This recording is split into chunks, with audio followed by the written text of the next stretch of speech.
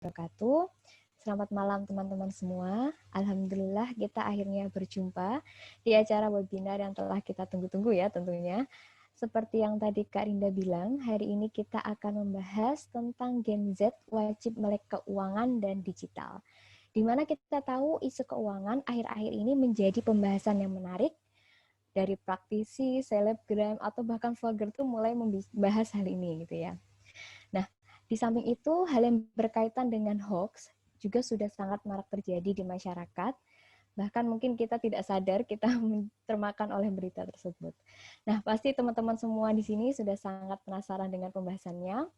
Pada sesi pertama ini kita akan undang Kak Badai ya, yang sudah hadir. Halo Kak Badai. Halo. Badai Samudra Jatmiko, ACSI, selaku advisor finansial dari Nabung Kids.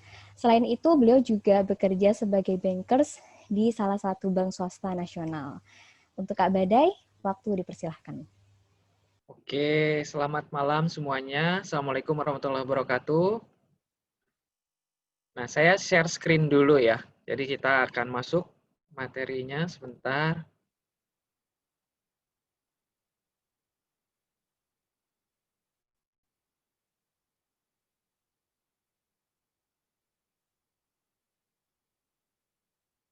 Udah kelihatan materinya? Sudah, Kak? Sudah ya. Oke, bismillahirrahmanirrahim. Kita mulai ya. Jadi ini judulnya Gen Z harus melek finansial gitu ya. Saya kalau ngomongin Gen Z itu seru lah, karena seumuran kita. Nah, ya nggak bercanda ya. Jadi karena materinya adalah melek finansial, kita samain dulu nih tentang melek finansial itu apa. Nah ini teorinya dulu lah. Kita lihat di situ ada gambar otak kita, ada otak kiri, ada otak kanan. Yang jelas, saya menyederhanakan menjadi dua nih artinya. Jadi kita paham konsep keuangan dasar. Konsep keuangan dasar itu meliputi apa? Pertama meliputi menghasilkan uang. Jadi bisa menghasilkan uang, tahu caranya menghasilkan uang, kemudian mengelola uang, menginvestasikan uang, dan lain sebagainya. Jadi ada kelompoknya, tapi yang paling dasar itu menghasilkan, mengelola, menginvestasikan. Nah, yang kedua, secara bahasa gitu ya, melek finansial itu harus didukung oleh dua faktor. Yang pertama pengetahuannya, saya sebut knowledge di sini, dan keterampilannya atau skill. Jadi kalau cuma tahu doang, tapi kita tidak terlatih, biasanya juga kita nggak akan melek-melek amat gitu ya. Jadi ya cukup tahu, ya oke tahu, tapi nggak terlatih ya. Jadi namanya skill seperti apa sih? Seperti kita belajar naik sepeda. Semakin lama kita berlatih, makin jago gitu ya. Terus makin bisa mengontrol remnya, makin tahu kapan harus pindah giginya, katakanlah seperti itu ya. Itulah dari skill. Nah, kalau nanti teknologi sepedanya berkembang, ada sepeda balap, sepeda gunung, dan lain sebagainya, dia tetap harus belajar lagi. Begitupun juga dengan melek finansial ini. Kita nanti akan ada teknologi-teknologi finansial yang baru di dunia keuangan, mau nggak mau, yang orang-orang lama ini, yang orang sudah tua, tetap juga harus ikut belajar, harus diupdate. Jadi knowledge-nya terupdate, skill-nya juga mengikuti. Nah, makanya ini harus berjalan beriringan si melek finansial ini. Kalau nggak salah waktunya tadi 20 menit ya, Mbak Farunisa ya, betul ya? Ya, betul, Kak. Oke. Ini 20 menit ya, mudah-mudahan banyak manfaat ya yang bisa kita peroleh di sini. Saya nggak bisa terlalu bicara banyak, tapi insya Allah mudah-mudahan ada sesuatu yang bisa teman-teman bawa pulang lah. Oke. Nah, kalau dari sisi otoritas jasa keuangan, jadi di Indonesia itu, ini teori dulu ya sedikit ya, OJK itu yang menaungi semua lembaga-lembaga keuangan yang ada di Indonesia. Entah itu perbankan, asuransi, leasing, tempat-tempat kredit gitu ya, itu di sana di OJK. Termasuk yang lagi ngetren sekarang tuh perbankan diserbu sama yang namanya fintech ya, financial technology. Jadi perusahaan-perusahaan teknologi yang ingin merambah skup perbankan. Nah, tinggal cepet-cepetan aja nih perbankan yang bisa menaklukkan itu teknologi atau mereka perusahaan teknologi yang bisa menaklukkan institusi financial tadi. Nah, mungkin sebagian dari kita sudah familiar dengan namanya GoPay, OVO, ShopeePay. Tokopedia pakai OVO gitu ya, GoPay ada lagi, ShopeePay pakainya dari Shopee. Kita belanja biasanya di sana kan. Ya, teman-teman yang ada di sini juga saya yakin sering lah, minimal kalau untuk naik ojek dan lain sebagainya, order makanan sekarang udah pakai Gojek tuh, ada GoFood-nya. Bayarnya pakai apa? Pakai GoPay. Dari sisi OJK mendefinisikan melek finansial itu dua faktor. Pertama, inklusi keuangan. Inklusi keuangan ini artinya kita terlibat dengan instrumen-instrumen keuangan. Apakah itu di perbankan atau non perbankan tadi, fintech ya. Kita terlibat. Jadi ya penetrasinya makin lama makin tinggi nih. Saya lihat 3-4 tahun terakhir makin baik. Jadi artinya setiap dari kita, individu-individu ini sudah mulai merasakan yang namanya institusi atau yang namanya lembaga keuangan ya, entah dalam bentuk perbankannya atau non perbankan seperti fintech. Jadi mulai naik nih, sudah 76,19% dari surveinya di tahun 2019. Sementara di sisi satunya lagi disebutnya literasi keuangan. Literasi ini yaitu knowledge tadi. Saya ini coba kelompokkan jadi 1, 2, 3. Secara sederhana ya mungkin kita kalau mulai ke industri perbankan kita mulai tahu apa yang namanya tabungan, deposito, giro gitu ya. Paling sederhana tabungan lah. Kemudian makin rumit lagi di perbankan dan institusi keuangan lainnya, ada yang namanya reksadana, asuransi, kita belajar juga nanti mata uang asing gitu ya. Yang ketiga nanti akan ada lagi yang lebih kompleks lagi, peran dari obligasi, saham, dan yang terakhir nih yang lagi ngetren ada cryptocurrency, ada blockchain. Nah itu macam-macam tuh. Semakin kita menguasai pengetahuan tersebut, artinya kita semakin literate, kita semakin paham, kita semakin tahu. Nah, di sini tingkat literasinya kalau kita lihat rendah nih, teman-teman, 38%. Artinya tidak menutup kemungkinan bahwa kita sudah terpapar yang namanya industri keuangan, tapi kita tidak paham fungsinya ke dalam keuangan kita secara pribadi. Nah, makanya suka ada banyak penipuan, investasi bodong. Kita masih kena-kena aja tuh yang kayak gitu, banyak di Indonesia. Ya karena itu tadi, kita sudah bisa mengaksesnya, tetapi kita tidak mengetahui dan memahami bagaimana cara kerjanya. Banyaklah akhirnya yang kena tipu.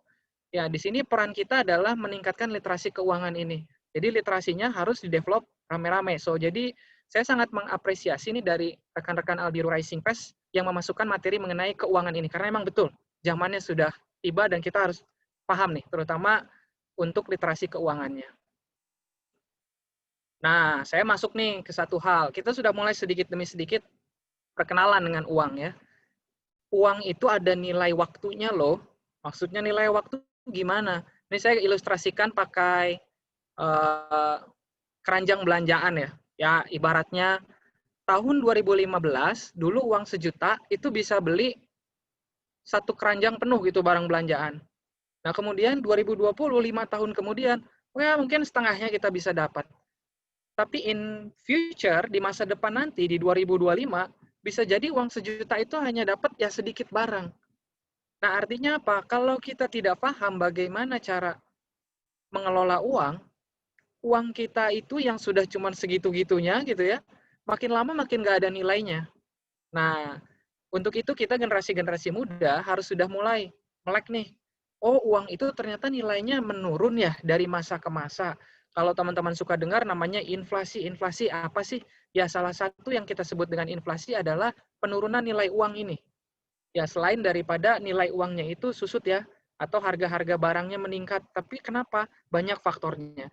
Yang jelas, dengan adanya inflasi, nilai uang tersebut turun dari masa ke masa. Ilustrasinya seperti yang di sini. Kemudian saya masuk lagi. Jadi ini 5 slide pertama itu saya ingin menekankan pentingnya kita belajar tentang keuangan. Sebelah kiri ada mata uang asing, sebelah kanan ada cryptocurrency. Tahu nggak gitu? Bahwa kita itu di dunia ini tidak sendirian, pasti tahu lah. Banyak negara gitu ya, dan setiap negara itu punya mata uang masing-masing, mengeluarkan mata uang masing-masing. Saya ambil di slide ini ada bandingan antara mata uang rupiah terhadap dolar Amerika. Jadi 1 dolar Amerika itu sama dengan 15.000 rupiah. Ya artinya kalau misalnya kita bawa uang 15.000 ke Amerika sana, mereka hanya lihat itu sebagai 1 dolar. 1 dolar bisa beli apa sih? Harus dilihat di sana bisa beli apa. Bisa jadi nggak jadi apa-apa ya 15.000. Tapi 15.000 di Indonesia ya mungkin bisa beli banyak tuh gorengan, bisa lumayan ya. Ada bala-bala ada bisa lumayan. Nah, zaman berubah. Mata uang sekarang tidak hanya dikeluarkan oleh negara. Mata uang juga sekarang dikeluarkan oleh perusahaan teknologi digital. Salah satu yang paling terkenal adalah Bitcoin. Dan ini lagi ngetren banget. Sekarang nih, hari ini saya lihat beritanya di detik.com, Bitcoin ini lagi mencetak rekor. Jadi satu Bitcoin, kalau tadi $1 Amerika itu setara dengan 15.000 rupiah. Kira-kira ya. Sekarang ini satu Bitcoin sudah hampir 400 juta. Satu Bitcoin 400 juta. Artinya apa? Kalau teman-teman punya satu Bitcoin, itu bisa beli 2 Avanza baru. Nah, sekarang gimana caranya kita bisa mengoptimalkan pengetahuan kita supaya kita juga bisa, ya kita mungkin suatu ketika nanti punya uang, bisa nggak sih investasi di Bitcoin? Ya bisa, tapi kan harus dipelajari. Nah, ini yang tadi saya bilang, skill dan knowledge. Ketika ada pengetahuan baru tentang digital technology ini, dan dunia keuangan terdisrupsi, para pelaku keuangan yang generasi lama harus update knowledge-nya. Pengetahuannya harus ditingkatkan.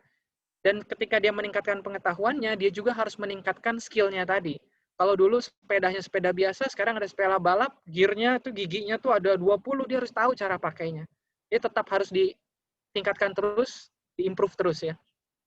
So, sampai di sini, itu mengenai kenapa melek finansial itu penting. Jadi zamannya berubah, uangnya itu tetap bergerak, uang itu aja, dan kita di sini sebagai manusia yang hidup, sudah dilengkapi dengan sistem ekonomi.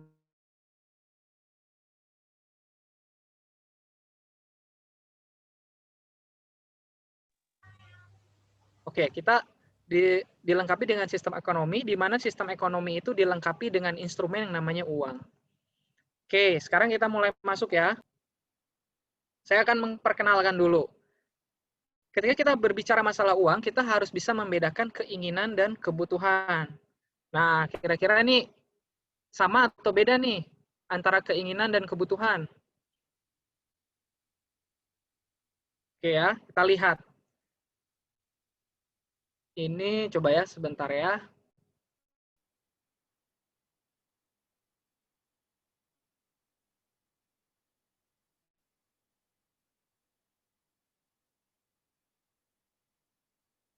Oke. Yang pertama, ini kita lihat aja di sini. Antara Xiaomi ada Apple, ini handphone ya.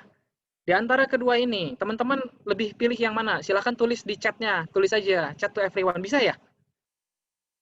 Bisa ya? Ngechat aja di situ. Nanti saya mau lihat.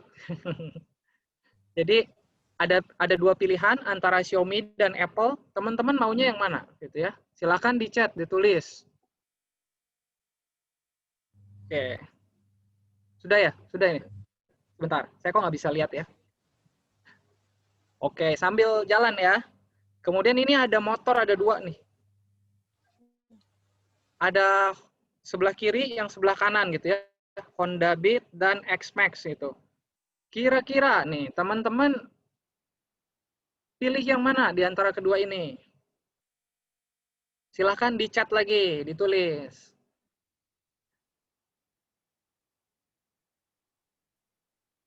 Oke, kayaknya udah yang masuk ya di chatnya ya. Iya Kak, sudah itu. Udah ada ya.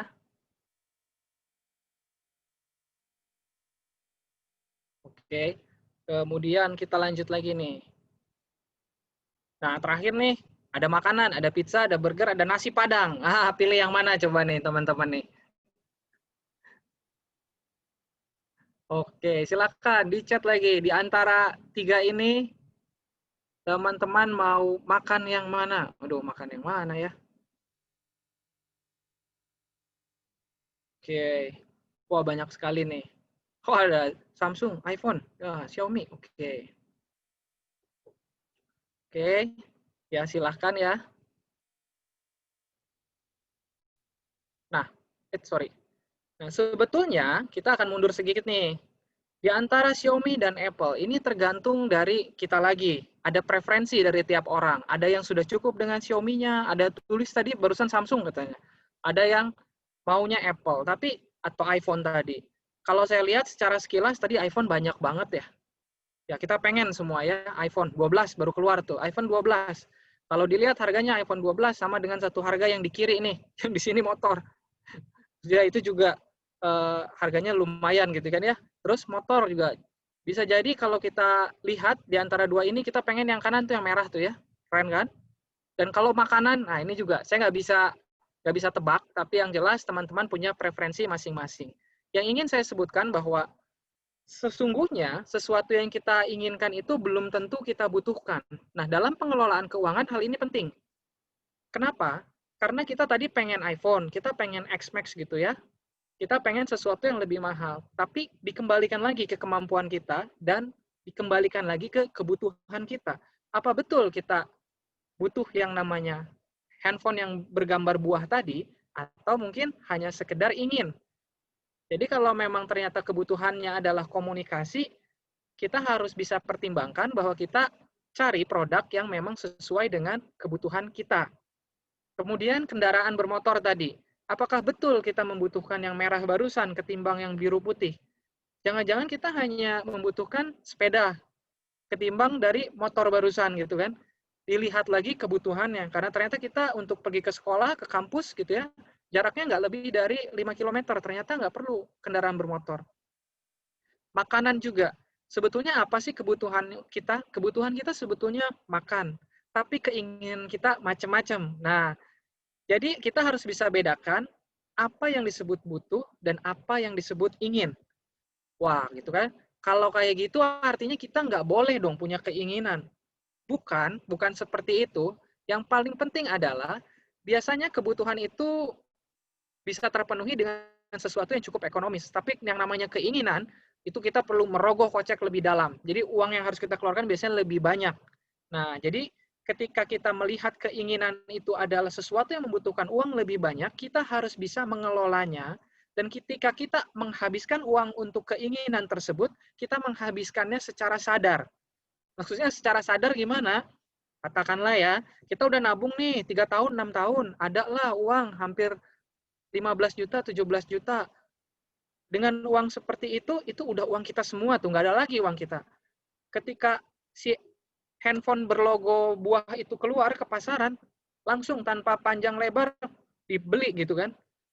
Uangnya gimana dong? Habis ya. Padahal bertahun-tahun kita sudah kumpulkan. Nah di sini secara sadar nggak kita membelanjakan handphone itu? Kalau secara sadar dan itu memang keinginan sudah ditabung lama, ya itu berarti mungkin sudah cukup tepat. Saya masih bilang mungkin ya, nanti kita lihat cara untuk pendekatannya. Tapi bisa juga itu terlalu impulsif, jadi kita panic buying istilahnya. Wah, ini dia barang yang saya inginkan, ada di pasaran, kalau saya nggak punya duluan, maka saya akan ketinggalan tren. Saya nggak dilihat keren sama teman, dan lain sebagainya. Sehingga akhirnya kita melupakan fungsinya, yaitu alat komunikasi itu tadi. Itu di situ ya. Makanya dipentingkan conscious consumption. Dan di sini saya bilang tadi, untuk mengelola keinginan, kita harus punya yang namanya tujuan keuangan. Sederhana dulu nih ya. Oke, tujuan keuangan itu apa? Tujuan keuangan itu suatu hal yang ingin kita capai dalam masa yang akan datang. Jadi nggak mungkin lah masa kini ya. Masa yang akan datang, dan untuk mencapainya kita perlu suatu alat yang disebut uang itu tadi. Makanya tujuan keuangan. Kalau tujuan biasa aja kan ya tujuan dari titik A ke titik B itu sebuah tujuan. Tapi karena ada kata keuangan, di belakangnya, maka memang mempergunakan alatnya itu disebut uang. Contohnya nih, tujuan keuangan apa? So, sambil saya cerita gini, silakan mulai pikirkan ya, teman-teman kira-kira punya tujuan keuangan apa buat bekal nih. Punya handphone impian, punya sepeda impian, itu termasuk ya tujuan keuangan. Bisa naik haji atau umroh di usia muda, itu juga tujuan keuangan. Memberangkatkan orang tua pergi haji, itu juga.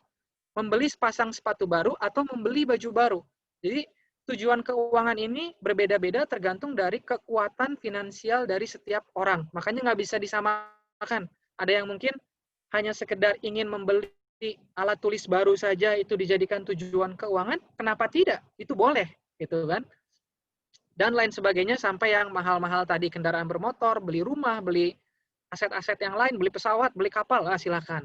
Nah, tapi perlu diingat bahwa tidak semua tujuan dapat dicapai dengan mempergunakan uang. Nah, ini saya hanya mengingatkan aja buat saya pribadi dan kita bersama bahwa tujuan keuangan itu dicapai dengan alat yang disebut uang. Tapi ada tujuan-tujuan lain yang tidak semuanya harus dicapai dengan mempergunakan uang. Ya, misalnya, contohnya ya, pengen sehat, ya olahraga gitu. Olahraga perlu uang nggak sih? Ada yang iya, ada yang enggak. Nah, Kalau masih bisa dipilih yang enggak, kenapa harus cari yang pakai uang? Ya, jadi ada tujuan-tujuan yang kita harus melihat dari sisi yang lain. Jangan semuanya dikaitkan dengan uang, uang, dan uang. Gitu ya. Quick check. Ini minta teman-teman dari Albiru untuk mengaktifkan pollingnya di pertanyaan pertama. Boleh dibantu? Apakah teman-teman sudah memiliki tabungan? Nah,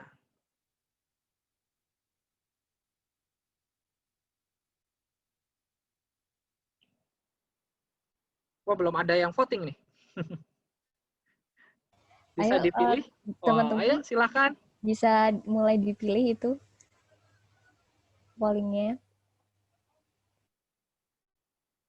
Sudah, belum. Oke, macam-macam ya. Sambil saya tunggu sebentar nih. Kita lihat. Pemenangnya siapa nih pemenangnya? Bentar, saya ambil catatan sedikit.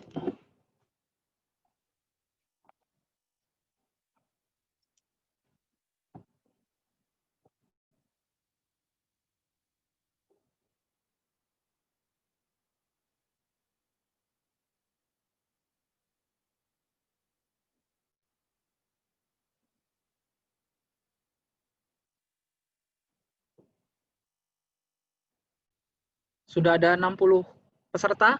Wah, masih terus bertambah. Masih kita tunggu. Walaupun pilkada sudah lewat kemarin. Ini polling yang berbeda yang kita tunggu-tunggu. Sepertinya lebih menarik polling ini ya. Menarik polling ini ya. Iya, bisa jadi sini. Soalnya kita nggak kesangkut-sangkut politik kalau di sini ya.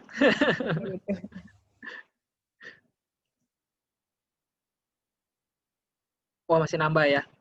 Masih nambah, saya tunggu aja kalau masih nambah.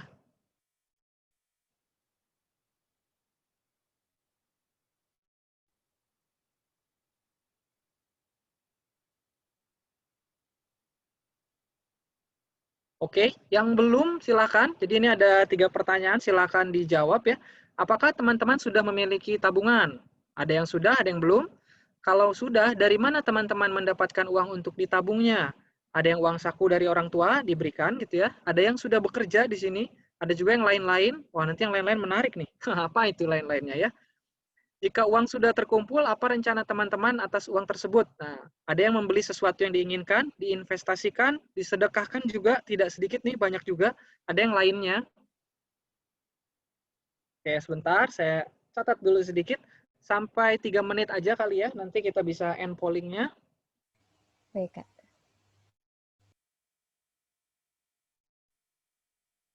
Sudah 90-an. Oke, cukup. Terima kasih. Mungkin bisa di-end, terus di-share aja, Mbak. Oke, saya lihat nih ya. Sharing result, oke. 73 saya catat bentar ya. 73.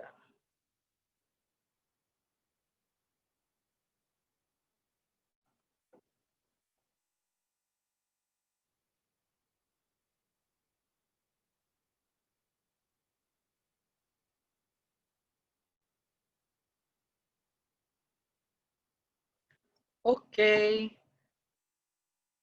Teman-teman juga udah lihat ya di sini ya. Mudah-mudahan jadi motivasi nih buat yang lainnya. Ini bisa di-close atau bagaimana, Kak? Boleh di-close aja. Saya udah catat nih ya. Oke. Jadi tadi saya pertanyaan pertamanya sudah memiliki tabungan atau belum? Kenapa nabung itu penting? Saya mengapresiasi sekali nih. Ternyata 75%, 76% dari peserta kita malam ini sudah punya tabungan. Jadi kita mengingatkan lagi ya. Uang itu sebetulnya rezeki titipan ya. Kita sepakat ya. Dan suatu saat juga kita akan dimintai pertanggungjawabannya. Jadi menyia-nyiakan uang itu sama saja kita ya tidak mengingat gitu ya bahwa itu bukan rezeki yang kita pertanggungjawabkan. Alhasilnya nanti malah sia-sia lah. Itu yang kita hindari ya. Dan yang kedua tadi, ketika kita punya tujuan keuangan, kita ingin pergi umroh, kita ingin beli handphone baru, kita pengen punya motor, punya sepeda, itu semuanya disebut keinginan juga. Dan keinginan itu tidak bisa dicapai tanpa usaha. Dan salah satu bentuk usaha yang paling sederhana yaitu menabung. Nah, di sini makanya menabung itu menjadi penting. Dan syukur alhamdulillah hampir 80% nih sudah pada menabung. Nah, yang ketiga, nabung itu menjadi penting. Kenapa? kita tidak akan pernah tahu kejadian yang akan datang. Tiba-tiba 2020 ada COVID seperti ini. Banyak sekali kakak-kakak kita di sana ya yang di PHK dari pekerjaannya. Maka 1 tahun ini menjadi pembelajaran buat kita semua generasi yang lebih mudanya. Bahwa yang namanya menabung itu menjadi penting. Karena kita nggak tahu kejadian yang akan datang. Pandemi datang dalam waktu 1 tahun belum bisa dihilangkan. Jadi dari mana kita bisa hidup? Salah satunya dari tabungan. Tabungan itu adalah bentuk persiapan kita untuk menghadapi masa depan. Quick check yang kedua, barusan saya ada pertanyaan gitu kan. Di manakah teman-teman mendapatkan uang? Paling banyak memang tadi menjawab uang saku ya, wajar gitu kan ya. Kita masih usia pendidikan ya, Mbak Farunisa ya, betul ya di sini? Usia sekolah Ya, ya, betul. remaja-remaja. Betul. Jadi sangat wajar sekali. Sangat wajar sekali kalau kita dapat uangnya dari uang saku. Nah, tapi perlu diingat bahwa uang saku itu harus kita atur gitu ya. Jangan sampai uang saku itu habis buat jajan semua. Saya nggak nyebut uang jajan. Gitu. Saya sebutnya uang saku. Jika uang saku masih diperoleh dari orang tua, kita pertama harus bersyukur dulu ya. Ternyata orang tua kita masih diberikan pekerjaan untuk memberikan kita uang saku. Tapi jika uang saku berasal dari pekerjaan, dan tadi ada nih, 24% lah kira-kira dari peserta kita malam hari ini, sudah punya pekerjaan sampingan. Jadi saya mengacungi jempol nih, luar biasa. Keren banget kalau misalnya kita sudah berpikir untuk menghasilkan uang, alih-alih kita hanya menunggu uang saku dari orang tua. Nah, quick check-nya. Oh, sorry, ada ini dulu ya. Jadi, tipsnya dari saya adalah ketika kita dapat uang saku tadi, kita harus bisa mempertanggungjawabkannya ya, karena uang itu titipan rezeki dari Allah Subhanahu wa taala. Kita bagi 3. Yang pertama spending, yang kedua saving, yang ketiga sharing. Ini sampai setua kami pun gitu ya, pola ini akan terus sama. Jadi bukan berarti karena wah karena mentang-mentang saya masih sekolah nih, Kak Badai bilangnya spending, saving, sharing. Enggak kok. Saya aja sekarang sudah punya anak 2, berkeluarga. Pola ini tetap sama. Jadi kita perlu latih tadi ya skillnya. Bagaimana kita membagi spending, saving, dan sharing. Itu mulai sekarang. Kita spending itu apa? Spending teman-teman pasti pengen jajan, pengen nongkrong sama teman-temannya, beli kopi-kopi yang ada gambarnya agak gaya-gaya gitu kan. Itu dari mana gitu uangnya? Kalau dapat uang saku, masukin di spending. Saving apa? Ketika teman-teman pengen beli baju baru tadi ya, pengen punya sesuatu yang beli sendiri tapi hasil dari nabung, itu di kotak saving. Jadi kalau tadi di slide sebelumnya saya bilang tujuan keuangan dicapai dengan saving, ya inilah kotaknya. Yang ketiga, sharing. Uang itu tidak hanya buat kita doang. Kalau misalnya kita berbagi, insya Allah rezeki kita akan lebih banyak lagi. Makanya saya selalu mengingatkan bahwa kita harus sharing. Buat yang muslim, pasti. Nanti kalau sudah berpenghasilan, punya rezeki lebih banyak, di suatu saat nanti ada yang namanya zakat kan. Kalau buat yang non-muslim pun ada sama. Jadi yang namanya sharing itu diambil dari sana. Ya kalau bicara masalah zakat dan yang lain sebagainya nanti lebih kompleks, saya nggak akan bisa selesai di sini ya. Jadi kita bicara di sesi yang lain. Nah, kemudian quick check yang ketiga. Tadi saya tanya, kalau uangnya udah terkumpul, rencana teman-teman atas uang tersebut apa? Ini saya cukup amazed juga nih Mbak Farunisa. Yang jawab investasi dan sedekah banyak rupanya ya. Investasi, sedekah, dan yang pasti yang paling pertama itu menjawab untuk membeli keinginan. Jadi saya sangat mengapresiasi teman-teman yang ada di sini. Bisa jadi basicnya teman-teman sudah kuasai. Nanti harus diasah aja supaya makin lama makin jago lagi skillnya. Investasi dan sedekah. Investasinya bahas sedekah dulu. Sedekah pastinya tergantung dari tujuan teman-teman ya. Tapi dipastikan juga ketika teman-teman bersedekah, teman-teman juga perhatikan tadi 2 pos sebelumnya ya, saving dan spending. Jadi ya saya sih tidak menyalahkan kalau teman-teman mau alokasikan lebih besar di sedekah. Tapi ada kalanya teman-teman harus mengapresiasi diri sendiri. Karena menabung itu ada usaha ya. Kita menabung, orang lain tidak menabung. Berarti kita ada usaha menahan ya keinginan kita dalam tenggat waktu tertentu sampai dana tersebut terkumpul. Kalau memang teman-teman mendapati kebahagiaan ketika bersedekah lebih banyak, saya nggak masalah. Tapi kalau ingin mengapresiasi diri sendiri, alokasikan juga buat tabungan dan alokasikan juga buat spending tadi, kebutuhan-kebutuhan sehari-hari. Investasi sedikit lebih rumit, karena investasi ini banyak instrumennya dan mekanisme pasar dan lain sebagainya saya juga nggak bisa sharing banyak di sini. Tapi yang jelas dengan teman-teman sudah memulai investasi sedini mungkin, sekali lagi saya acungin jempol karena investasi itu pada prinsipnya semakin cepat kita memulai, maka di masa depan kita semakin untung lebih banyak, kira-kira gitulah. Karena jangka waktu lebih panjang, maka kita akan lebih menikmati banyak keuntungan. So, kalau kita mulai membagi uang saku kita ke dalam 3 tujuan, saving, spending, dan sharing, bagaimana sih komposisi yang ideal? Tidak pernah ada yang ideal banget, tapi ini salah satu pakem untuk kita coba ya. Misalnya kita punya uang saku 10.000 gitu ya, satu hari 10.000. Pembagiannya bisa seperti ini. Saving 70%, spending 20%, dan sharing 10%. Jadi dari 10.000, 7.000 ditabung, spending 2.000 untuk jajan, dan 1.000 buat sharing. Percaya atau enggak, anak saya yang umurnya baru 8 tahun, 3 bulan terakhir saya coba pola ini. Dan dalam waktu 3 bulan, dia bisa berhasil membeli mainan yang dia inginkan. Tepat atau tidak tujuan keuangannya untuk mainan? Selama dia mengusahakannya dan dia komit dengan apa yang dilakukannya, itu tidak menyalahi apa-apa. Karena ketika dia mau jajan pun, dia punya post spendingnya. Dan sharingnya, saya pun tetap wajibkan. Jadi ini komposisi 70-20-10 benar-benar saya lakukan. Setiap hari saya kasih uang jajan, setiap hari dia bagi. Dan sharing yang terakhir, dia bagi, ya kebetulan kalau di sini ada masjid di komplek, jadi dia kasih ke masjid di komplek setiap bulan. Jadi setiap bulan celengan sharingnya dibuka, dikasih ke masjid di komplek. Sekarang adiknya yang berumur 6 tahun lagi nyoba nih. Ya sedikit lebih sulit, karena adiknya mungkin masih kecil, masih belum terlalu paham, tapi mulai dibiasakan. Balik lagi ingat konsep sepeda tadi ya, makin sering kita berlatih, makin jago. Oke, ini untuk menutup sesi kita, saya hanya menyampaikan satu buah quotes nih. Menabung itu bukan tentang besar atau kecilnya penghasilan. Jadi penghasilan tadi ada yang dari uang saku orang tua, ada yang dari bekerja ya. Bukan tentang besar kecilnya. Saya dapat 100.000 sehari, wah gede banget gitu. Teman saya 20.000, wah ternyata ada yang 10.000 sehari. Tapi tentang konsistensi dan porsi yang bisa kita sisihkan. So, porsinya berapa dan konsistensinya itu tadi yang berat. Mungkin segitu aja dari saya.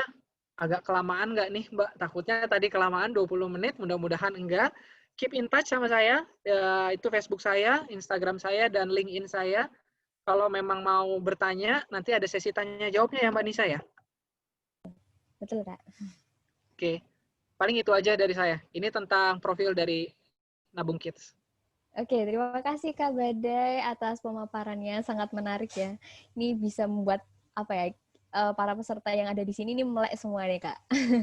Jadi sembari kita nanti mendengarkan materi yang kedua, nanti semoga nanti teman-teman ini bisa meresapi gitu ya apa yang menjadi materi dari Kak Badai. Untuk selanjutnya, sebelum kita memasuki sesi kedua, saya ingatkan kepada teman-teman semua, jika ingin bertanya, silakan untuk langsung mengetik di laman chat dengan format nama, pertanyaan, dan ditujukan kepada siapa. Begitu, terima kasih. Selanjutnya, kita akan membahas tentang literasi digital bersama dengan Kak Erik Taufani Somae, SHIMH, selaku founder anakpanah.id. Kepada Kak Erik, waktu dipersilahkan.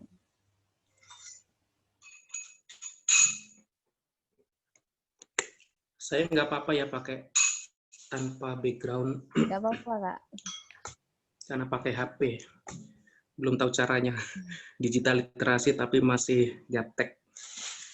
Assalamualaikum warahmatullahi wabarakatuh. Alhamdulillah wassalatu wassalamu ala Rasulillah. Yang di sini ada Kak Badai ya, tadi saya juga menyimak. Luar biasa materinya, moderator, panitia dari NA, dari Albir, dan semua partisipan. Mudah-mudahan kita semua dalam keadaan sehat walafiat, terhindar dari penyakit wabah COVID-19. Saya di sini diminta untuk menyampaikan materi tentang digital literasi. Sebelum sebelum PowerPoint ditampilkan, terlebih dahulu saya ingin memberikan gambaran teologis bahwa sesungguhnya digital literasi itu, sekalipun era digital itu belum ada ketika ajaran agama ya, nilai-nilai agama itu muncul pada sekitar 15 abad yang lalu, itu sesungguhnya wahyu atau nilai ajaran agama itu sangat relevan sekalipun era sekarang adalah era digital. Kenapa?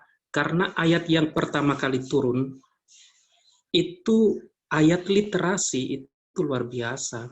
Iqra. Itu satu kata yang mewakili dunia digital, literasi sekalipun. Walaupun ketika ayat itu turun kepada Nabi Muhammad SAW, di situ Nabi pertama ummi atau buta huruf ya, tidak bisa membaca. Yang kedua tidak ada yang dibaca. Jadi di Gua Hiro itu tidak ada bacaan, tetapi ada perintah Iqra di sana. Itu maknanya sangat dalam. Lalu apa yang dibaca? Sepenting itukah sehingga harus dibaca dan seterusnya. Walaupun Nabi menggigil ya dan mengatakan saya tidak bisa membaca dan seterusnya, tetapi diulang-ulang oleh malaikat Iqra. Nah, kemudian Iqra bismi rabbikal ladzi khalaq, khalaqal insana min 'alaq dan seterusnya. Nah, dari sisi teologi sesungguhnya literasi digital itu memiliki dasar yang sangat kokoh, yang sangat kuat. Kemudian tinggal kita bagaimana mengkontekstualisasikannya sehingga selalu relevan dan memiliki kebermanfaatan. Nah, sekarang saya ingin memulai, saya mungkin tidak terlalu lama ya kajiannya, karena singkat, kita langsung mulai, silahkan ditampilkan PPT dari saya. Saya ingin memulai dari problem atau permasalahan literasi digital di lingkungan kita khususnya, sehingga kita perlu untuk sebentar. Baik, langsung dimasukkan aja di halaman kedua.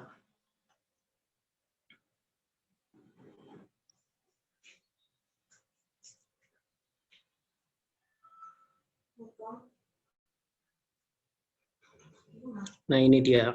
Saya ingin masuk mula-mula dalam permasalahan atau problem yang ada di lingkungan sekitar kita.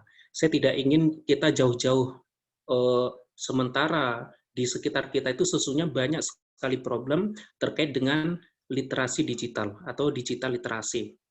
Dan problem itu pun masih pada level penggunaan, bukan menciptakan. Jadi kita belum mampu membayangkan atau menjangkau bagaimana menjadi bangsa atau umat pencipta, khususnya dalam ranah digital ini.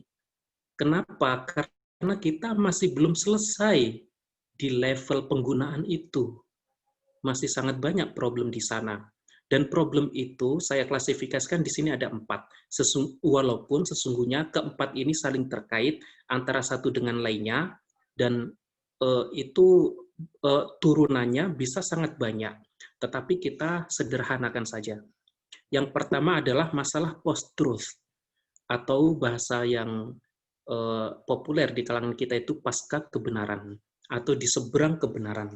Itu adalah situasi ketika rasionalitas membiarkan emosi atau hasrat itu memihak pada keyakinan, meskipun fakta menunjukkan hal yang berbeda. Nah, ini apa ya, ada di sekitar kita, bahkan mungkin oleh kita di grup-grup WA itu khususnya.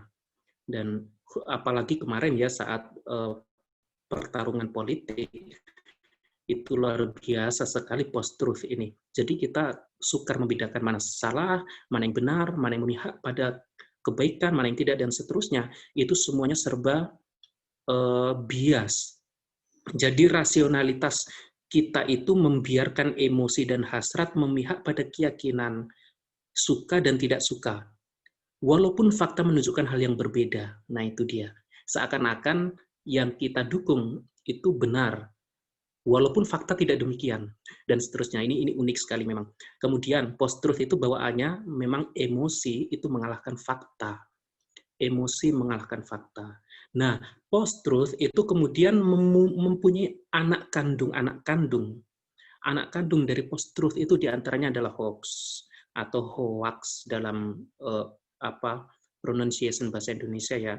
Itu ya ketika ada informasi bohong, kemudian tidak utuh informasi itu sehingga membuyarkan makna atau memunculkan makna yang baru.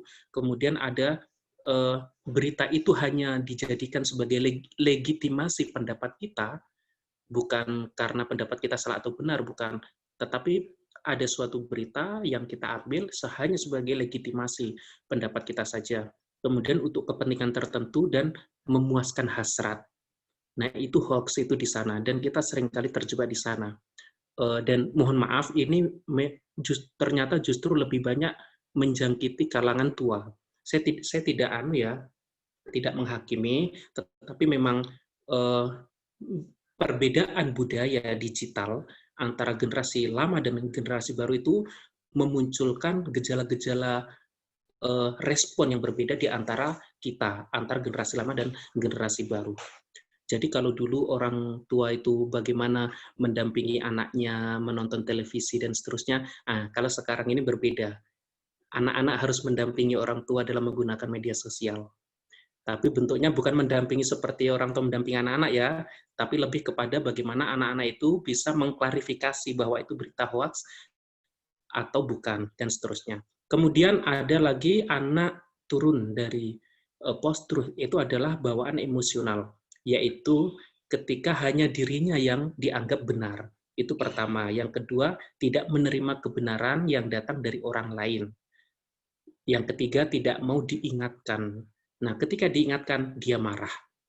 Jadi pendekatannya lebih kepada emosional, atau kembali kepada pengertian post-truth tadi, ketika hasrat itu dipaksa memihak kepada keyakinan, meskipun fakta menunjukkan hal yang berbeda. Dan yang keempat, yang terakhir itu apologetik.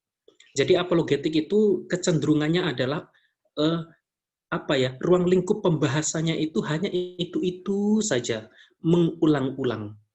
Dianggapnya ya ini yang benar terus diulang-ulang. Padahal zaman berubah, informasi berubah, segala-galanya berubah. Nah, ketika dia pola pikir tidak berubah, yang di bawah itu hanya itu saja, nah ini kecenderungannya akan ditinggalkan. Kemudian ciri yang kedua, selalu membela diri. Nah itu dia, orang apologetik itu selalu membela diri. Dan ketika dia membela diri, tahu bahwa itu salah, akhirnya berujung pada penyesalan. Dan seterusnya, seperti misalkan informasi tentang berita beberapa waktu yang lalu ketika Didi Kempot almarhum ya meninggal. Itu kan informasi yang beredar itu banyak mengatakan, oh ini agamanya Katolik dan seterusnya. Nah, tetapi ketika berita itu terus direproduksi sedemikian rupa, diberitakanlah di TV bahwa Muslim disolatkan dan seterusnya, akhirnya berujung pada penyesalan. Dan itu luar biasa memang. Semua itu terkait dengan mentalitas. Dan ini sudah diingatkan juga di dalam Al-Quran. Di dalam Al-Hujurat ayat 6 itu kan jelas Allah berfirman, ya ayyuhalladzina amanu in ja'akum fasiqun binaba'in fatabayyanu. Itu bagaimana Allah itu mengingatkan kepada orang yang beriman. Artinya kalau mengingatkan kepada orang yang beriman itu, sesungguhnya orang beriman itu bercirikan. Nah itu dia, bercirikan ketika ada orang fasik membawa suatu berita kepadanya, dia harus hendaklah bertabayun. Tabayun itu kalau dalam bahasa akademik, dia bisa konfirmasi, dia bisa meriset, meneliti, dia bisa komparasi, membandingkan dengan berita yang lain, dan seterusnya. Nah, itu dia. Dan itu sukar sekali dilaksanakan di lingkungan kita. Kenapa? Karena pendidikan kita selama ini kurang mengarahkan ke sana. Pendidikan kita selama ini, ya kalau mau mengkritik ya, pendidikan kita hanya mengandalkan apa yang diterima semata-mata, murid hanya menerima apa yang diberikan oleh gurunya, murid hanya menghafalkan pelajaran, itu kan tidak membangun critical thinking, tetapi hanya menerima. Nah, pendidikan yang berorientasi pada hanya menerima itu akhirnya membangun kultur atau budaya masyarakat yang hanya menerima berita, jadi tidak terbiasa dengan klarifikasi, komparasi, meneliti, dan seterusnya. Nah, itu dia. Jadi dampaknya memang apa ya? Literasi digital itu adalah dampak lain dari kultur atau budaya kita selama ini, termasuk diantaranya dalam wilayah pendidikan. Baik, lanjut. Silakan slide-nya dilanjut. Nah, ini dia. Lalu bagaimana dunia literasi digital itu? Jadi kalau dibuka di dalam Kamus Besar Bahasa Indonesia, di sana dijelaskan bahwa literasi digital itu adalah kemampuan untuk memahami informasi berbasis komputer. Jadi itu. Jadi tidak semata-mata bisa menggunakan teknologi informasi. Bagaimana menggunakan WA, bagaimana cara mengirim pesan, membuat pesan, dan seterusnya. Bukan itu. Tetapi dunia digital literasi lebih kompleks dari itu. Jadi, apa yang memahami informasi berbasis komputer, kemudian bisa membaca informasi itu kira-kira menggiring pembaca kemana. Ada ideologi apa di sana. Kemudian ketika ada gambar, misalkan meme atau video-video yang banyak kita jumpai di YouTube, di Instagram, dan seterusnya, itu mampu membaca. Kira-kira diarahkan kemana video, tulisan itu mengarahkan pembaca atau penyimak kemana. Itu literasi digital itu ke sana, jadi kompleks sekali. Kalau hanya tahu kebenaran itu hanya apa yang dia lihat, itu berarti belum memahami. Jadi kalau yang dilihat itu ternyata pohon pepaya, gambar misalkan gambar pohon pepaya, buahnya besar sampai ke bawah tanah, dan dia memahami bahwa oh ternyata itu gambar pepaya yang pepayanya besar, mungkin itu pakai obat dan seterusnya. Dia tidak paham ternyata misalkan gambar itu adalah hasil dari editan. Nah, ini wilayah digital literasi yang yang sangat kompleks. Itu tadi contoh saja, misalkan gambar pohon pepaya. Kita tidak tahu bagaimana gambar konflik antar orang, antar kelompok, bagaimana video itu dibuat dan seterusnya, diarahkan kemana. Itu sangat kompleks. Nah, lalu bagaimana supaya kita paling tidak bisa memahami digital literasi itu? Yang pertama adalah ada critical thinking, ada berpikir kritis. Jadi selama ini kadang-kadang ya, dalam dunia pendidikan, siswa itu berpikir kritis, sering bertanya pada gurunya, kadang-kadang mungkin lain pendapat dengan gurunya, itu kan dianggap seperti melangkahi, kurang ajar, dan seterusnya. Tetapi kita tidak membaca peluang itu, bahwa sesungguhnya itulah benih-benih berpikir kritis yang harus diarahkan supaya memberikan manfaat pada saatnya kelak. Jadi justru harusnya dipancing supaya berpikir kritis dan berani berbeda pendapat, bahkan dengan gurunya. Jadi harusnya pendidikan itu seperti itu. Jadi critical thinking, yang critical thinking itu dicirikan satu, berpikir kritis. Kemudian kita percaya diri, ya, PD, percaya diri. Jadi di dunia digital yang serba terbuka, sangat global dan seterusnya, itu tetap dengan kepala tegak begitu loh, PD. Kemudian luas wawasan. Kalau luas wawasan itu artinya banyak bacaan. Banyak bacaannya, pergaulannya juga banyak. Jangan membatasi diri. Jangan seperti hidup di sudut-sudut lorong-lorong yang gelap. Jangan, harus membuka diri sehingga cerah terlihat jalan itu. Jadi harus begitu. Kemudian bacaan memadai. Kalau kurang bacaan, sukar. Memang ini belum membudaya ya, dan barangkali ini sesuatu yang sulit kalau membiasakan membaca. Tetapi harus saya sampaikan bahwa banyak membaca itu adalah modal penting di literasi digital. Kemudian terbiasa dengan studi komparatif, membanding-bandingkan. Kalau menerima satu berita, itu usahakan ada perbandingan berita yang lain, sehingga kita bisa mengambil kesimpulan dari sana secara lebih lengkap. Kemudian analitis. Nah, ini memang perlu pembiasaan nanti. Orang yang banyak baca insya Allah akan memahami dunia-dunia seperti ini. Komparatif, analitis, itu insya Allah memahami. Memang ini bukan jalan langsung ya, langsung bisa. Tetapi ini membutuhkan proses. Kemudian klarifikatif. Klarifikatif itu lebih kepada memastikan berita ini benar atau salah, khususnya kepada sumber utamanya. Dan konstruktif. Konstruktif itu orang yang critical thinking itu adalah punya semangat membangun. Jadi semangatnya itu untuk kebaikan. Yang kedua, ya, itu jadi modal. Pertama, dunia literasi itu critical thinking. Yang kedua, scientific temper. Atau bisa dikatakan juga scientific mentality. Jadi perangainya, mentalitasnya itu scientific, ilmiah. Jadi harus ilmiah, jangan kalau hanya hayalan, itu kan tahayul saja nanti. Tahayul, khurafat itu tidak ilmiah sama sekali. Jadi kalau tahayul sama khurafat kontemporer itu isinya ya cocokologi. Nah, jangan seperti itu. Tetapi ada scientific temper. Kalau dalam bahasanya almarhum Pak Jazman Al-Kindi itu berilmu amaliyah dan beramal ilmiah. Nah, itu apa ciri-cirinya? Pertama, argumentatif. Jadi ada bobotnya gitu loh pendapatnya itu. Berbobot dan bisa dipertanggungjawabkan. Kemudian berdasarkan data, fakta, lalu terukur dan teruji.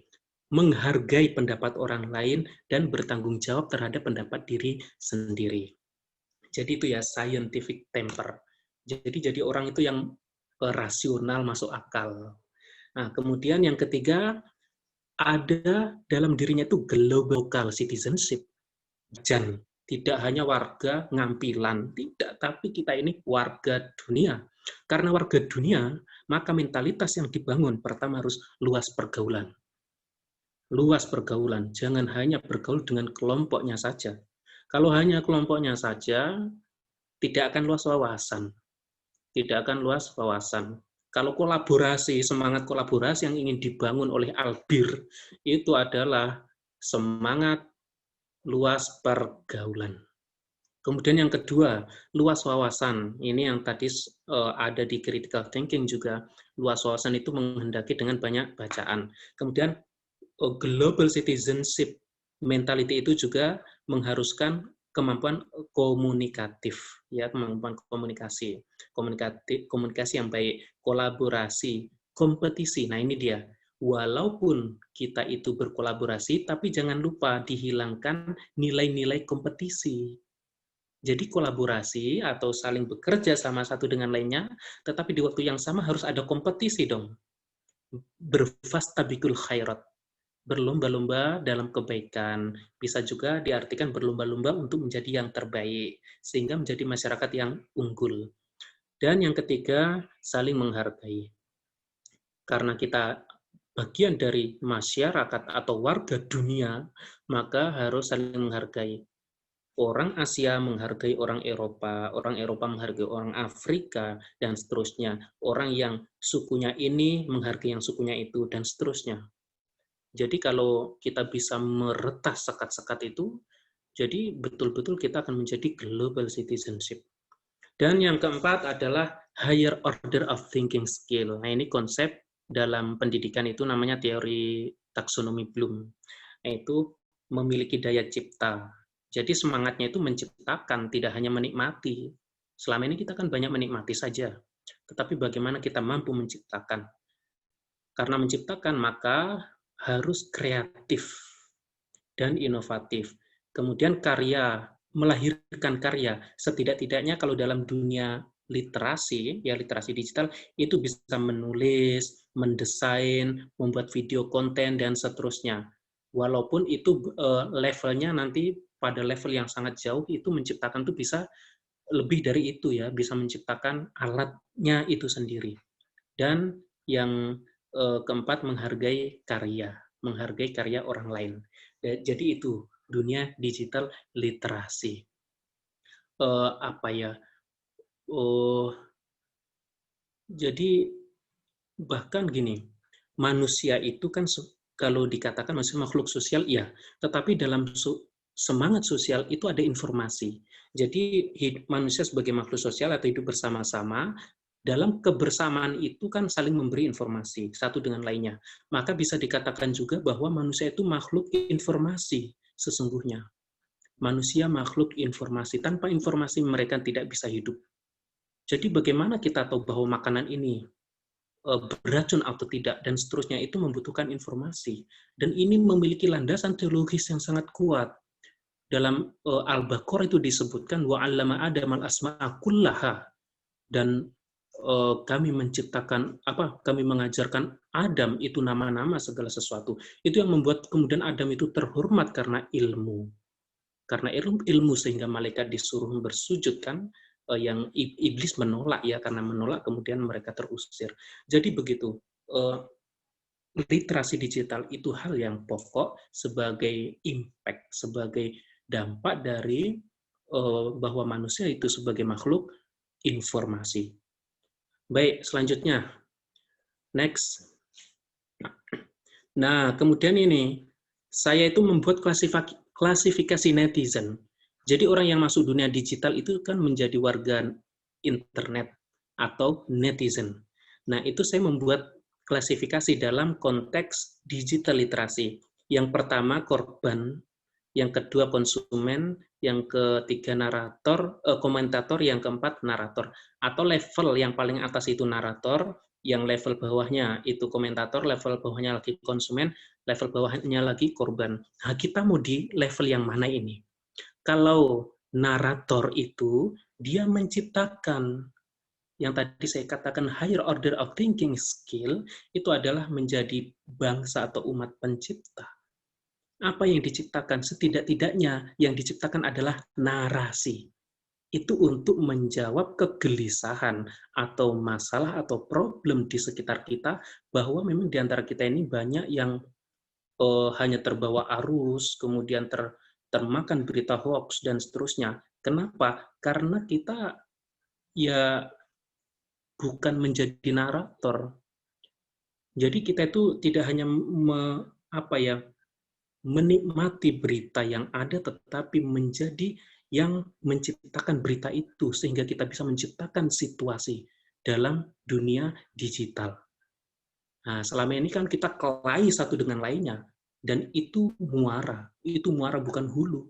Coba kita menjadi hulu.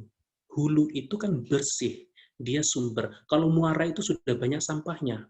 Selama ini kita baku hantam itu hanya di muara saja, dan itu dibangun oleh orang lain situasi itu. Jadi kita itu menari di atas tabuhan genderang orang lain.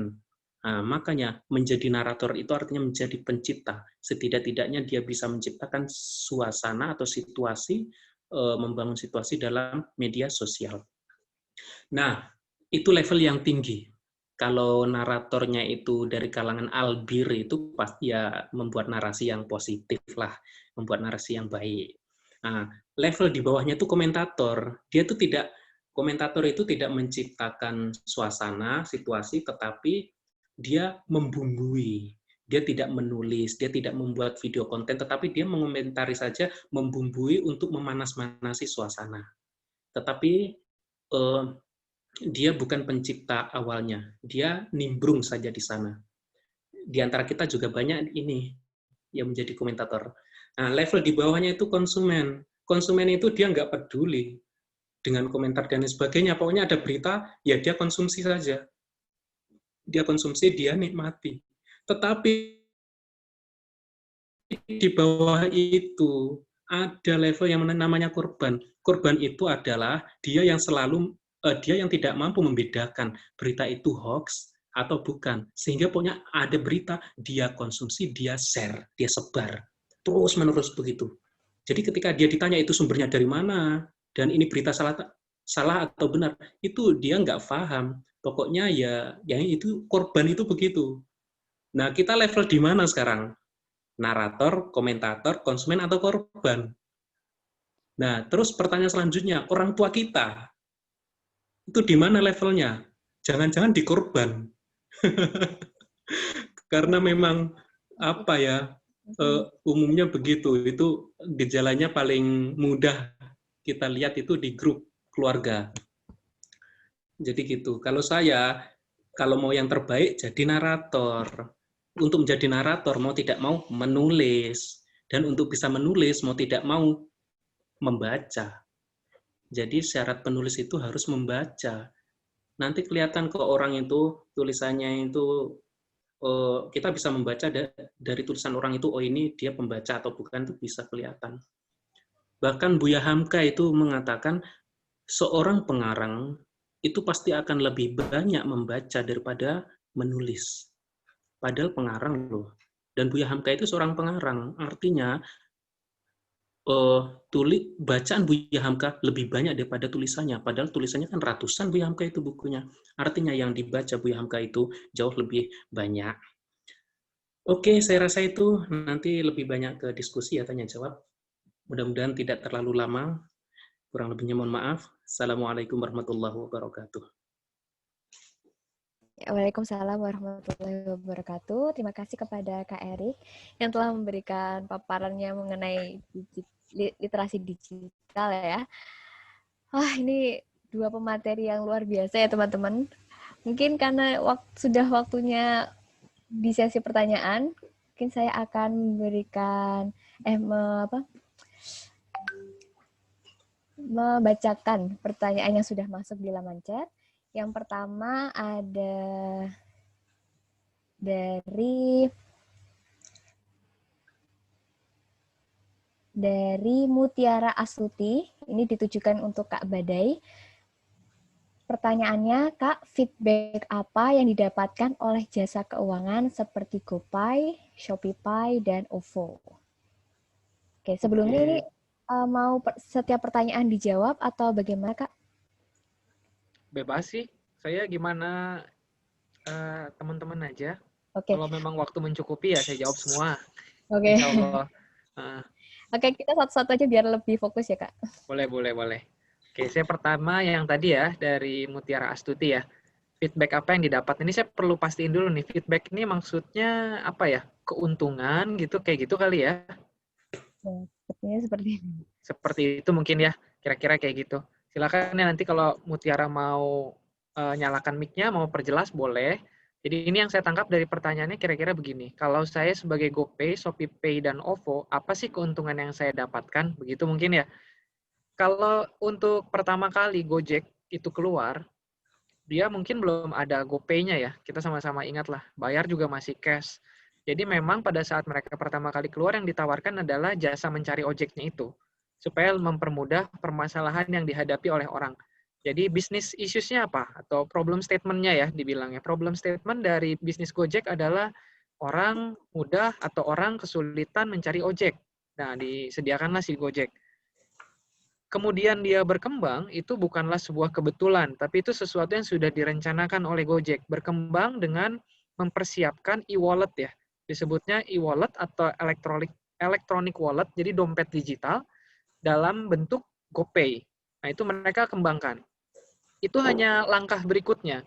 Mereka ini masih ada rencana-rencana besarnya lagi. Dengan mereka memiliki sebuah GoPay, di situ adalah alat pembayaran, apakah itu ShopeePay dan juga OVO, kurang lebih sama ya. Mereka mencoba untuk mencari revenue atau pendapatan dari sisi yang lain. Nah, dengan mengoptimalkan dompet digitalnya punya mereka sendiri. Jadi akan lebih baik lah buat mereka kalau punya dompet digital sendiri ketimbang mereka nanti nebeng misalnya sama perbankan yang sudah punya duluan e-wallet. Kenapa enggak kalau dia punya sendiri, nyimpan sendiri. Yang dia dapatkan apa? Tentunya yang pertama database sudah pasti ya. Kita pakai Gojek.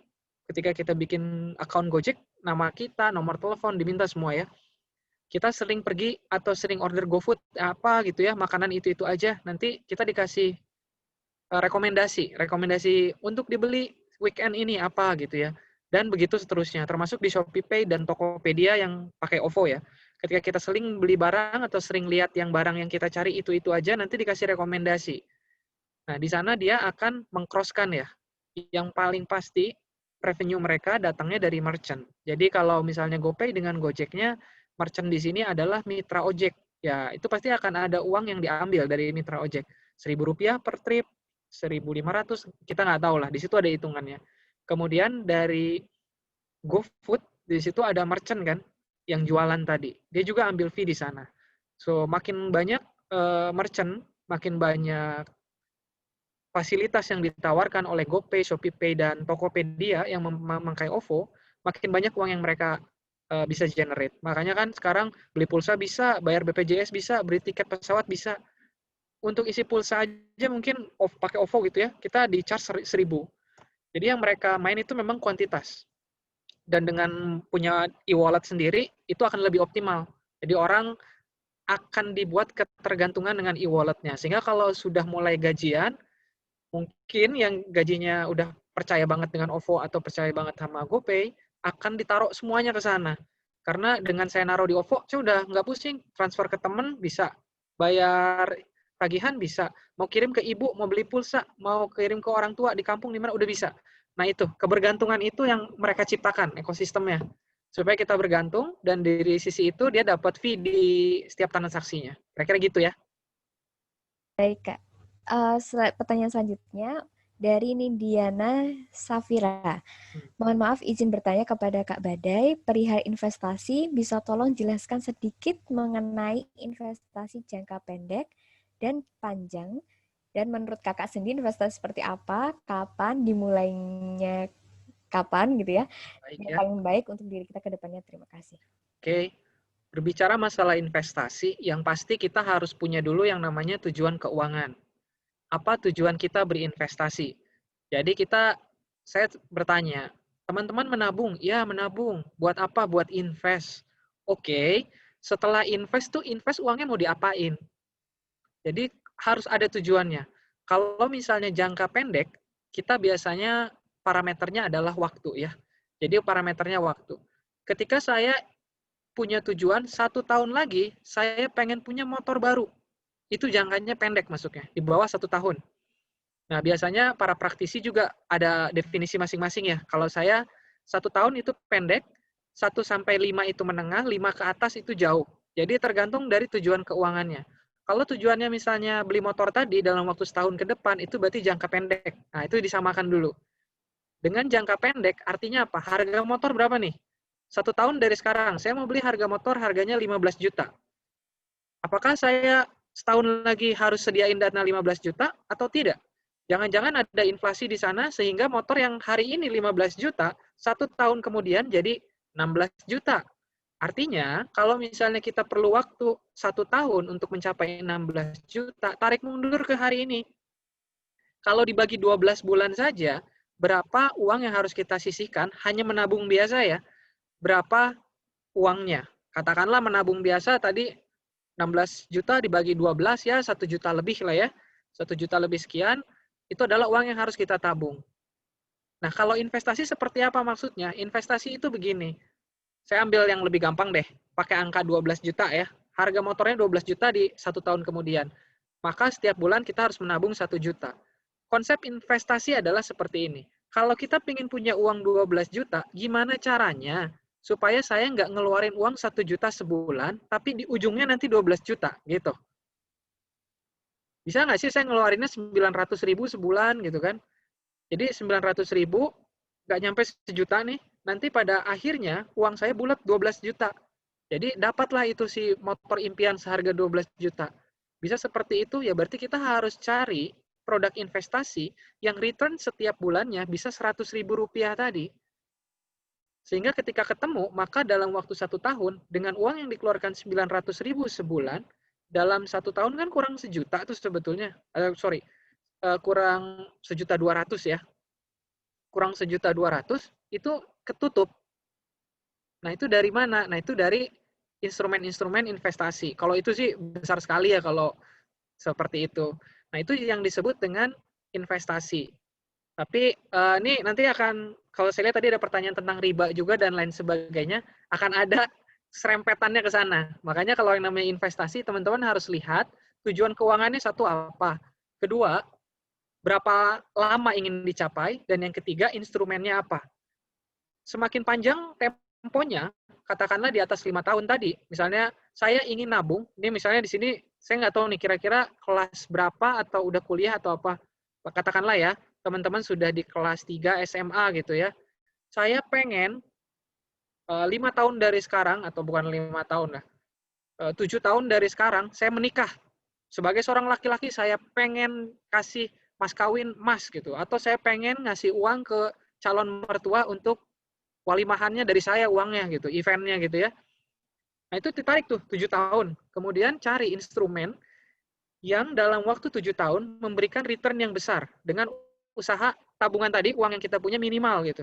Nabungnya sedikit, tapi kalau ditaruh di instrumen tersebut, dia berlipat gandanya lebih besar. Ya mungkin kalau di sana lihatnya saham. Tapi kalau untuk teman-teman yang mau belajar investasi, selain daripada instrumen sederhana seperti tabungan dan deposito, yang resikonya kecil itu ada obligasi, atau kalau obligasi masih sulit, belajar di reksadana itu boleh. Tapi reksadana perlu digarisbawahi, reksadana ada berbagai macam jenisnya. Yang mulai resiko paling rendah, reksadana pasar uang, reksadana pendapatan tetap menengah, reksadana saham yang paling tinggi, di bawah itu sedikit ada reksadana campuran. Jadi dimulailah dulu dengan reksadana pasar uang. Itu yang resikonya paling minim. Yang namanya investasi, konsepnya adalah high risk, high return. Kalau kita masuk ke reksadana saham, resikonya tinggi. Artinya, kita juga beresiko uang kita hilang. Benar-benar bukan hilang ya, tapi dalam waktu dekat tidak ada nilainya. Saya beli saham, tiba-tiba saham anjlok seperti bulan Maret April tahun ini. Ya, dari uang yang ada 10 juta misalnya, tiba-tiba nggak ada nilainya, jadi cuma 2 juta. Itu yang terjadi tuh di bulan Maret April 2020. Semua bursa saham rontok gara-gara COVID. Tapi apakah beneran rugi? Sebetulnya tidak. Di saham itu kita bukti kepemilikan hanya jadi kertas. Jadi itu uang 10 juta hanya jadi kertas doang. Tapi ditunggu. Sekarang di periode Desember, semua saham sudah rebound, sudah balik. Sudah mulai naik lagi. Ya belum balik jadi 10 juta ada, yang sudah meraup untung ada. Jadi tergantung dari sahamnya. Itu kalau saham. Jadi risiko tinggi, tapi return juga tinggi. Paling itu dulu saya jawabannya. Oke. Mudah-mudahan menjawab ya, Nindiana. Oke, pertanyaan selanjutnya dari Al-Shifa ditunjukkan kepada Kak Badai. Pertanyaannya, bagaimana pendapat kakak mengenai cryptocurrency yang masih menuai pro kontra karena dinilai riba? Oke, cryptocurrency. Saya bahas dulu dari sisi Indonesia ya. Untuk cryptocurrency secara regulator memang kayaknya belum ready. Entah, kayaknya sih sekarang sedang dalam progres lah. Jadi saat ini kalau bahas di Indonesia memang belum siap lah. Kalau teman-teman mau invest Bitcoin itu yang jelas bukan di sini, tapi secara virtual dan di luar negeri punya servernya pasti.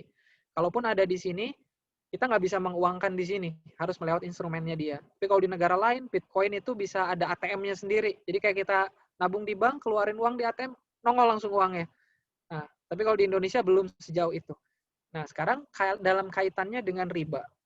Ya, ini mungkin dari sisi sudut pandang saya ya, riba itu secara ekonomi syariah internasional, kita melihatnya ada 3 jenis riba ya. Pertama, simple interest, jadi bunga sederhana.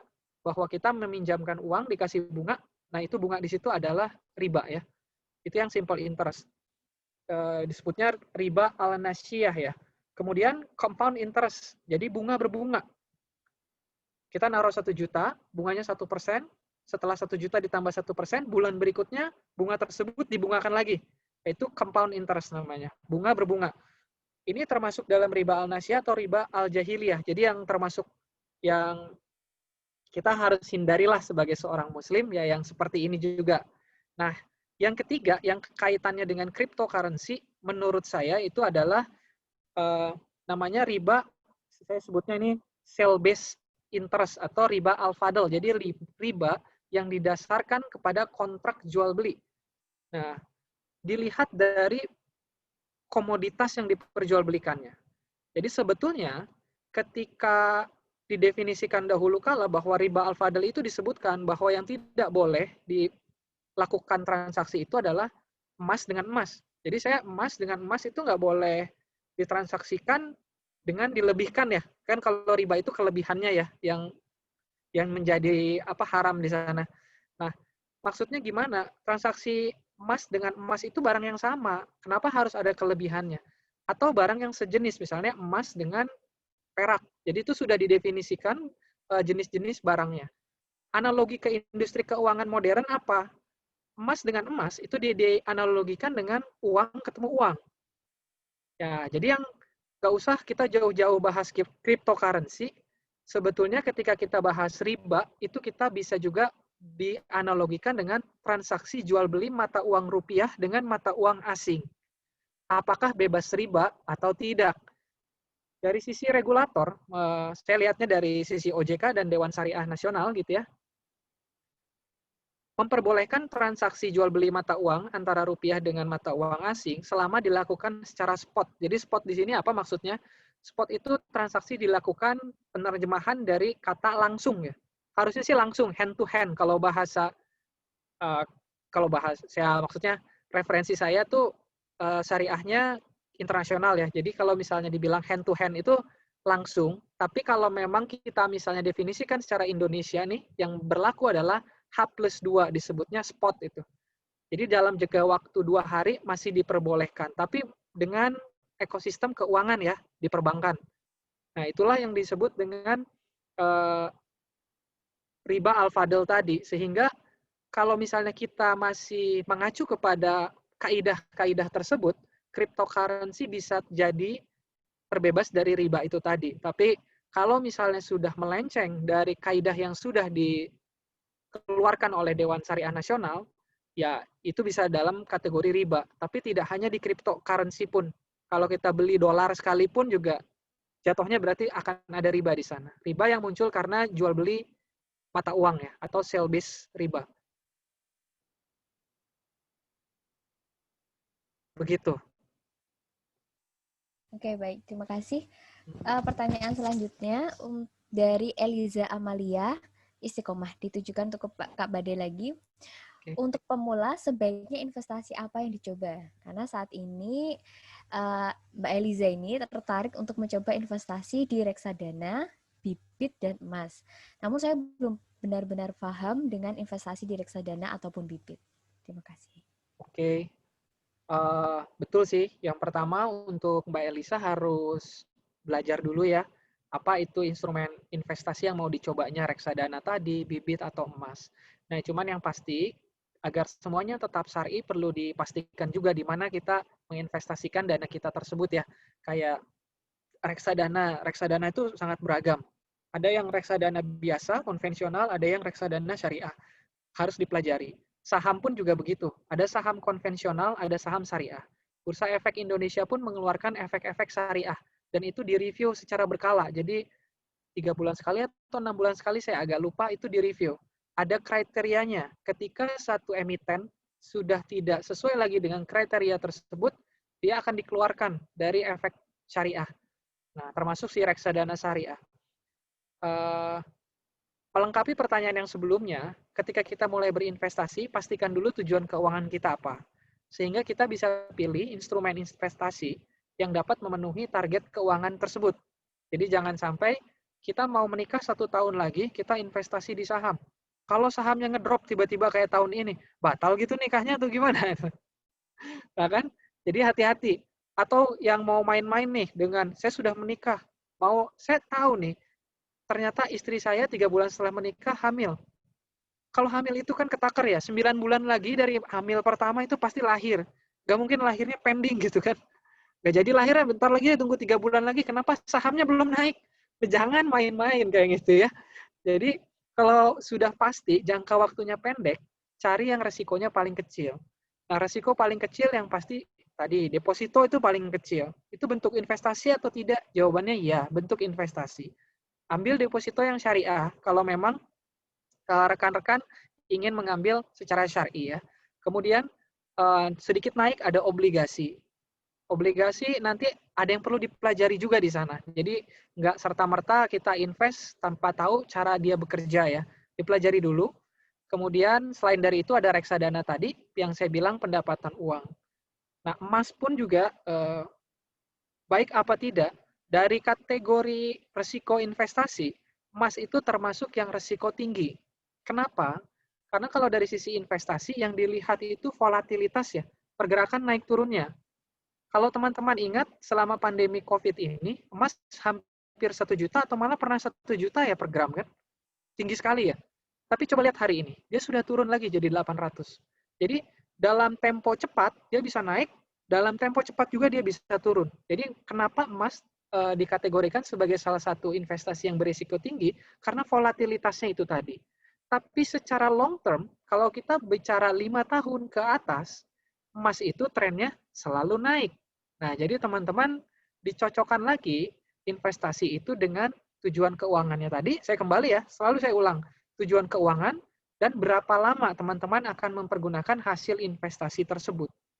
Gitu. Setahun lagi mau dipakai, kalau setahun lagi pendek, ya berarti jangkanya. Jangan ambil yang risiko tinggi, hati-hati gitu. Ya, mudah-mudahan menjawab ya. Jadi buat yang mau mulai, silahkan main reksadana boleh, ambil yang risiko minim dulu, reksadana pasar uang.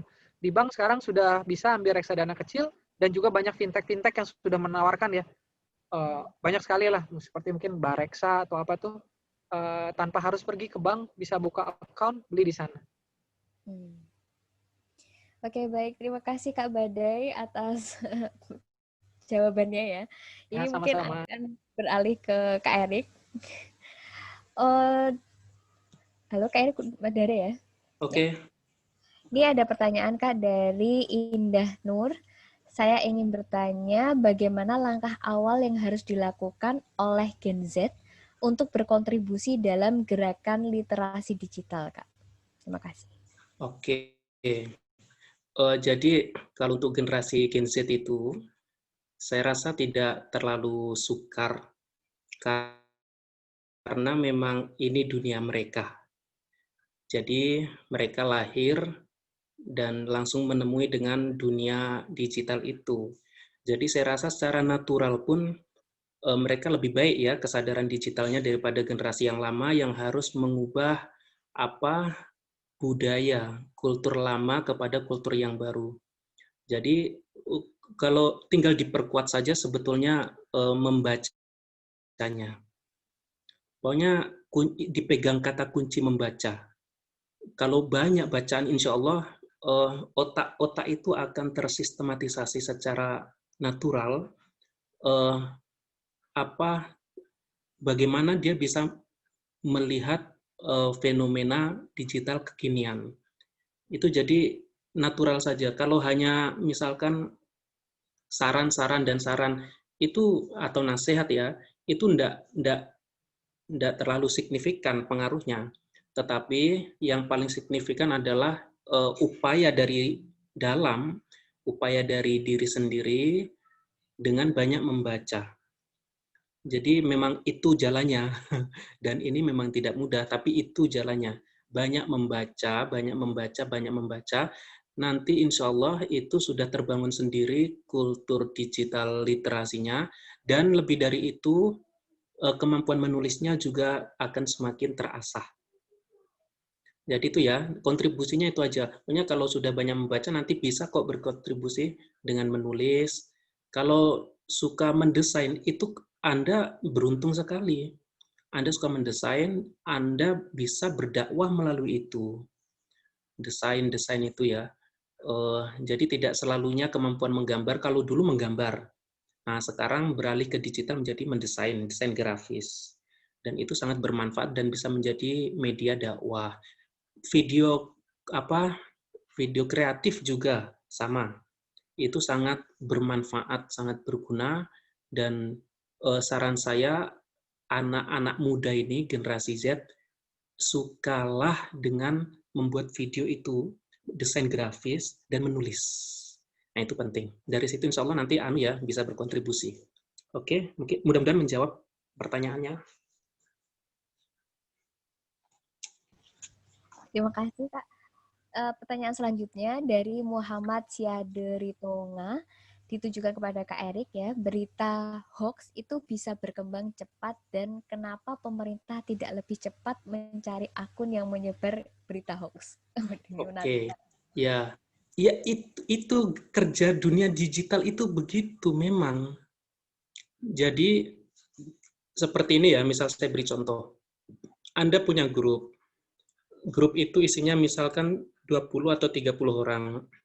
Anda sebarkan satu informasi penting, misalkan di grup itu, dan Anda mengatakan bahwa informasi itu hanya grup ini, tidak untuk disebar. Itu tidak akan berguna. Artinya, kalau sudah menyebarkan informasi ke grup, sama artinya kita juga sudah menyebarkan informasi itu untuk dunia. Itu cara kerja digital itu seperti itu. Coba kalau yang Anda sebarkan itu kebaikan, itu kan dampaknya juga untuk dunia juga. Tergantung kita kok sesungguhnya. Tergantung kita. Lalu kenapa pemerintah tidak menghapus akun-akun? Tidak mungkin bisa. Tidak mungkin bisa.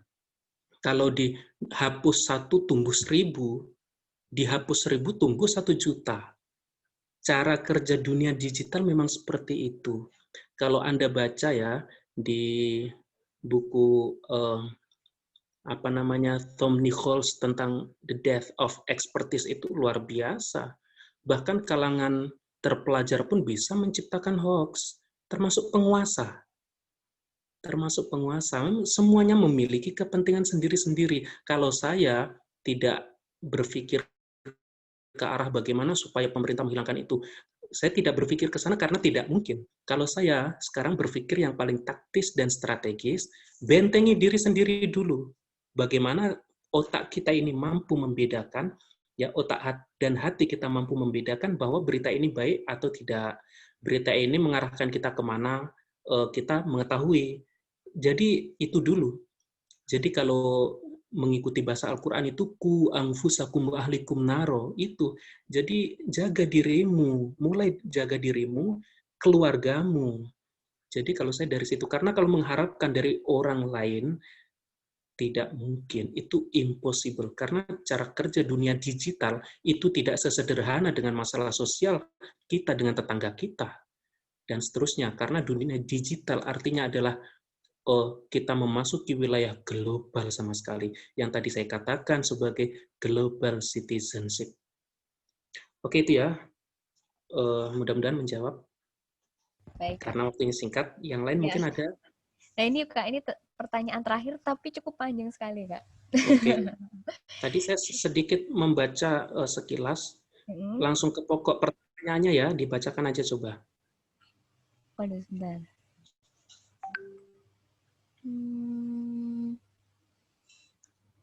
Oh, ini oke. Jadi gini. Nah, ini yang tadi saya sebut sebagai korban. Kita ini korban. Ya, kita sebagai konsumen berita, yang kedua korban. Kita tidak tahu berita itu salah atau benar dan seterusnya. Kita tidak bisa mengandalkan, tadi saya katakan lagi saya katakan, entah penguasa atau siapapun. Kenapa terjadi seperti itu? Karena tadi kalimat yang panjang itu disebutkan yang menguasai adalah media. Itulah kenapa saya katakan kuasai media. Supaya kita yang membangun narasi, kita membangun diri kita sebagai narator, bukan korban, bukan konsumen, bukan komentator apalagi ya, tetapi sebagai narator. Supaya kalau kita insya Allah untuk kebaikan, untuk kebenaran. Nah, saya rasa kegelisahan, kegalauan seperti itu adalah modal penting. Artinya kita sudah sadar sejak awal bahwa ini ada yang tidak beres, tetapi mengutuk situasi itu tidak menyelesaikan masalah. Tidak menyelesaikan masalah sama sekali. Jalannya lalu apa? Ya sudah, kalau kita sudah tahu bahwa yang menguasai itu artinya dia yang memegang media, artinya pegang media itu. Kalau mau memegang media artinya harus bisa menulis, harus bisa menulis. Kalau mau bisa menulis, banyak bacaan, banyak wawasan. Pastikan bahwa orang itu senang membaca tulisan kita. Dan pastikan tulisan kita itu bermanfaat. Syukur-syukur ada sesuatu hal yang baru yang kita sajikan kepada khalayak, dan seterusnya. Jadi lagi-lagi, mengutuk situasi, mengutuk keadaan itu tidak menyelesaikan masalah sama sekali. Jadi kembali kepada yang tadi ayat itu, ku anfusakum wa ahlikum. Jadi jaga dirimu dan keluargamu, memulai dari yang paling kecil. Memulai dari yang paling kecil, kalau kita tidak mau bahwa berita-berita yang ada itu adalah dibuat untuk menyudutkan kita, artinya ciptakan narasi itu, buat media. Ya, ciptakan narasi itu, dan itu membutuhkan modal penting yang namanya membaca dan menulis. Jadi begitu ya, soal Islamfobia saya rasa itu sangat kompleks, nanti penjelasannya walaupun kita mengkritik ya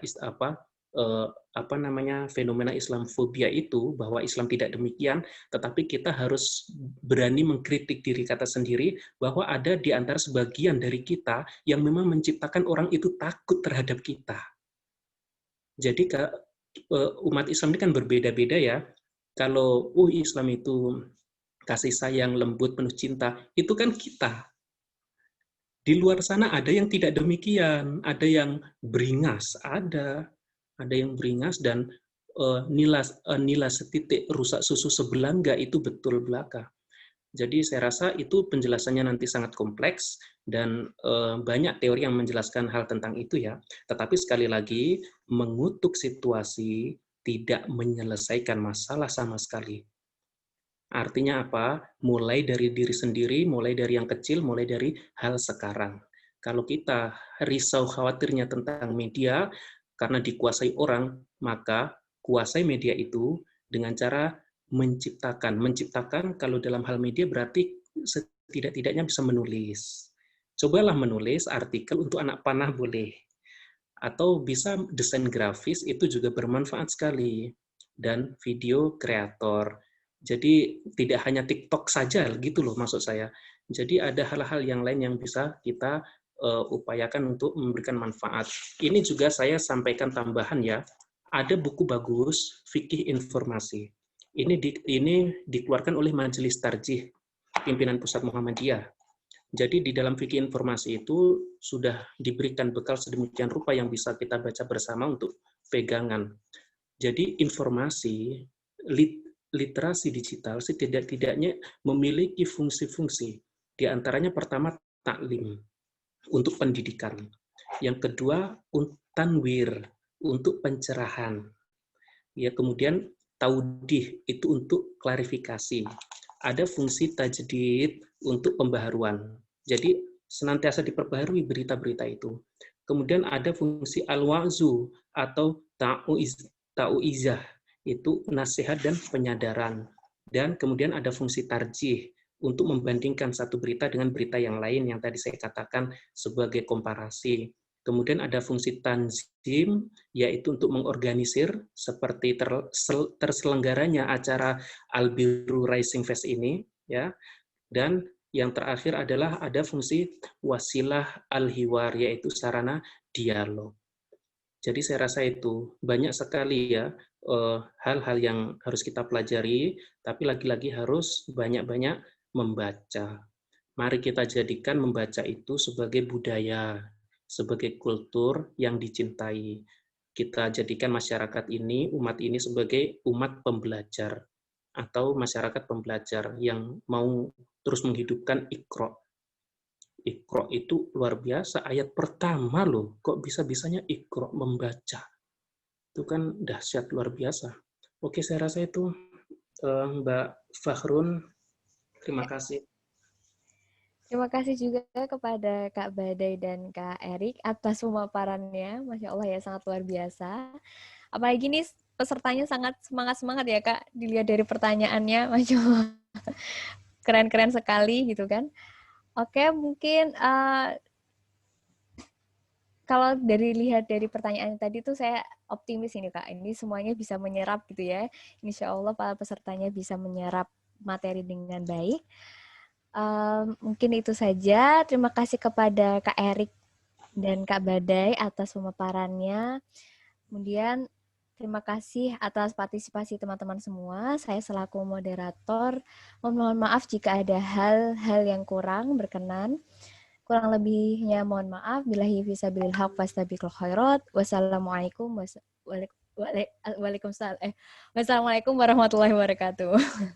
Waalaikumsalam warahmatullahi Saya wabarakatuh. kembalikan kepada Kak Rinda. Baik, terima kasih Kak Fahrun. Kemudian terima kasih juga untuk Kak Badai juga Kak Erik atas waktunya yang diluangkan pada malam hari ini. Insya Allah dan semoga menjadi manfaat buat kita semua. Kemudian semoga waktu yang diluangkan hari ini menjadi keberkahan juga untuk Kak Erik dan Kak Badai karena telah meluangkan waktunya sharing di Al-Biru Rising Fest.